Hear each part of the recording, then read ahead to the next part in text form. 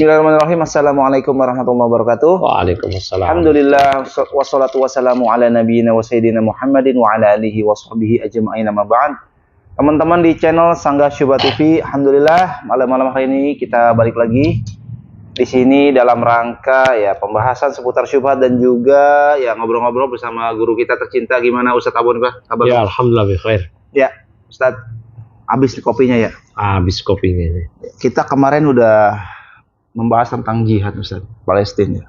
Saya mau bikin part 2 nih, Ustaz. Masya Allah. Karena ada syubhat yang perlu kita luruskan lagi nih, Ustaz. Wow. Seputar jihad bersama dengan pemimpin, ya kan?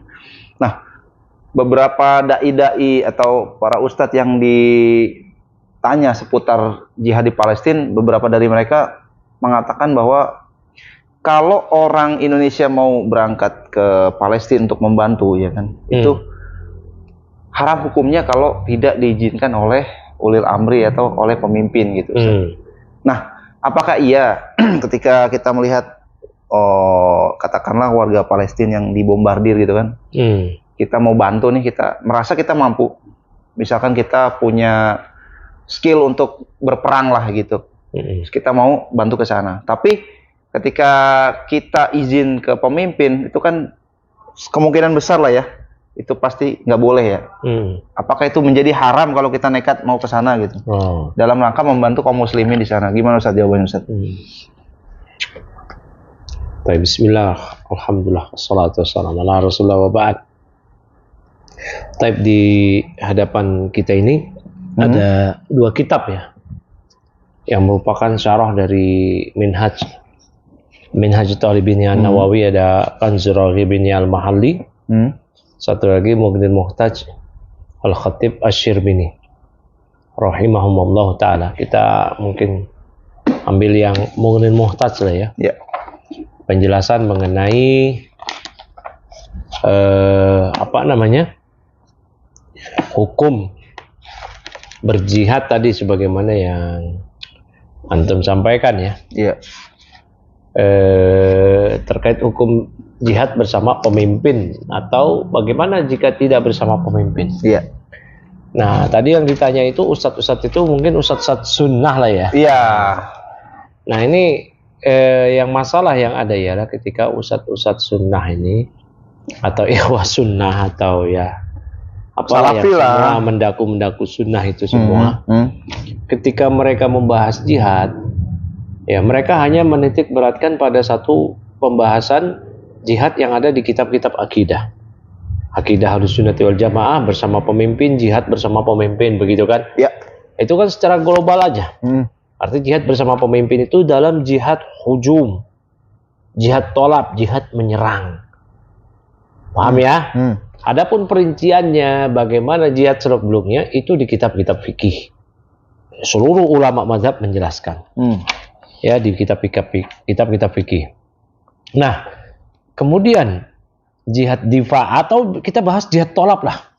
Kalau jihad difa oke kan, jihad difa itu nggak butuh izin ulil amri, nggak butuh izin orang tua, bahkan nggak butuh izin orang yang menghutangi kita ketika kita sedang berhutang. Ini yang syarat ini berlaku ketika jihad tolab, jihad menyerang bersama pemimpin. Ada izin orang tua, punya kemampuan, dan ada izin dari sang pemberi hutang. Nah, itu jelas lah. Sekarang masalah jihad tolab ini yang bersama pemimpin, apakah betul murni tidak boleh? Artinya haram tadi kan begitu? Nah, perinciannya di buku-buku fikih dijelaskan. Ini An-Nawawi menjelaskan ya di Minhaj At-Talibin. Ya, kalau dicetakan ini buku ente nih ya. Masya Allah, ini bukunya Bang Ainur ini. Di jilid 6. Ya, kata Imam Nawawi, faslun wa yukrahu ghazwun bi ghairi idnil imam au naibihi. Yukrah. Dimakruhkan. Makruh ini tanzih. Artinya tidak diharamkan berperang jihad tolab ini, bukan jihad difai, bukan jihad bertahan. Kalau bertahan hilang semua persyaratan tadi. Ya, persyaratan ada izin orang tua, ulil amri, punya kemampuan segala macam. Dimakruhkan berperang tanpa izin pemimpin atau penggantinya.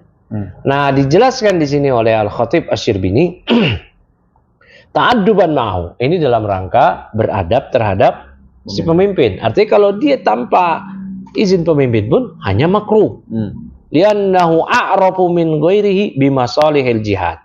Kenapa demikian? Karena pemimpin ulil amri syar'i dialah yang paling mengetahui dibanding yang lain tentang kemaslahatan jihad. Wa inna ma lam yahrum, namun tidak haram. Tidak haram. Hanya apa? Makruh. Nah, langsung aja kata Al-Khatib Asy-Syirbini, tanbihun. Nah, di sini ada tanbih, ada warning sedikit. Istasna al-Bulqini minal karahati suwaron. Namun Al-Bulqini, salah seorang ulama Syafi'i, Bulqini ya itu mengecualikan kemakruhan tadi. Makruh tadi apa? Jihad tolab, jihad hujum tanpa izin pemimpin. Pemimpin ulil amri syar'i yang berhukum dengan hukum Allah. Karena di masa salaf nggak ada ulil amri yang berhukum dengan hukum selain hukum Allah. Yang sekuler apalagi. Nah, dikecualikan di sini pada beberapa kasus gambaran. Ihdaha, salah satunya ayyafutahu al-maqsudu bidahabihi lil isti'dan. Nah, dikecualikan. Kalau dia pergi ke imam minta izin, itu akan terluput dari maksud jihad. Yang kedua, saniha, idza attala al-imamu al-ghazwah. Ya, ini jika si pemimpin mentatil, menafikan jihad, meniadakan jihad. Nggak ada jihad-jihatan, jihad tolak segala macam. Maka sang rakyat dia mau berperang tanpa izin dari ulil amri yang meniadakan jihad, itu tidak makruh. Ya, barakallahu fik.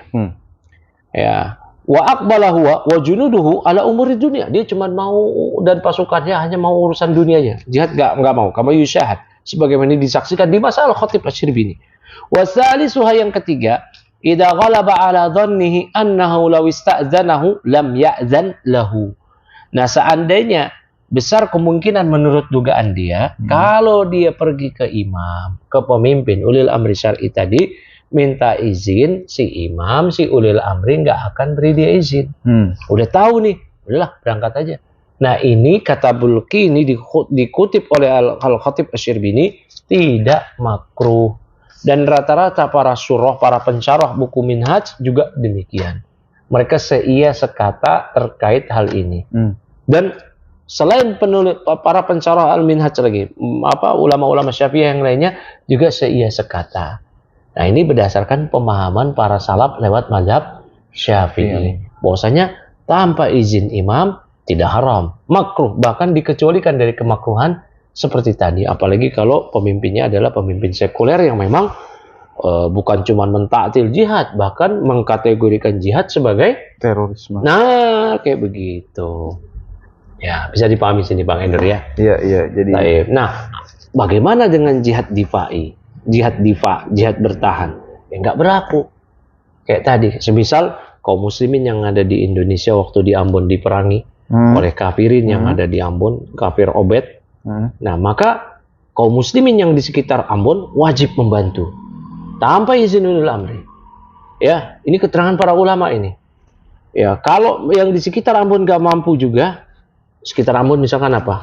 Ternate, nggak mampu juga sekitar situ, Sulawesi, nggak mampu juga, sampai se-Indonesia ini membantu semua mereka, sampai kaum muslimin seluruh dunia. Sebagaimana yang terjadi di Palestina, harusnya bangsa-bangsa Arab di situ.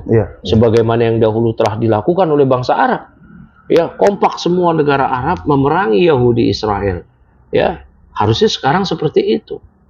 Namun karena bangsa Arab diam, takut oleh kecaman negara-negara Barat, Eropa, dan dunia internasional, ya akhirnya mereka ya menyaksikan aja udah, tanpa malu, tanpa ada rasa penyesalan, ya seperti itu.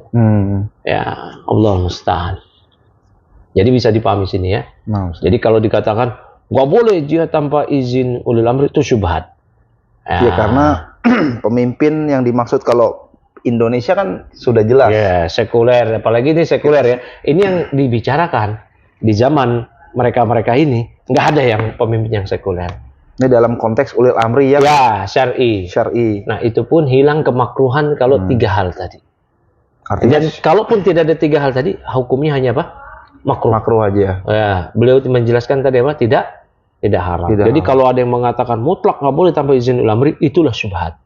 Nah, inilah akibat teman-teman ini belajar fikih lewat buku akidah. Ya, fikih jihad lewat buku akidah. Taunya cuman globalnya aja. Ya, harusnya itu konsep global kalau jihad bersama pemimpin pada masalah jihad tolak. Perinciannya di buku-buku fikih. Begitu, Bang Aina. Untuk para dai yang masih nyalah-nyalahin Laskar Jihad di Ambon juga harusnya membaca juga ini ya. Oh, ya, apalagi yang nanti masalah Laskar Jihad kita akan bicara mungkin khusus ada materi khusus ya. Ada materi khusus insyaallah. Karena itu sejarah yang perlu juga kita luruskan. Luruskan berdasarkan keterangan ulama. Ya. Begitu ya, keterangan para ulama. Karena kasus yang terjadi di Laskar Jihad itu sebenarnya bisa merujuk ke kitab ulama. Gitu. Baik, barakallahu fikum.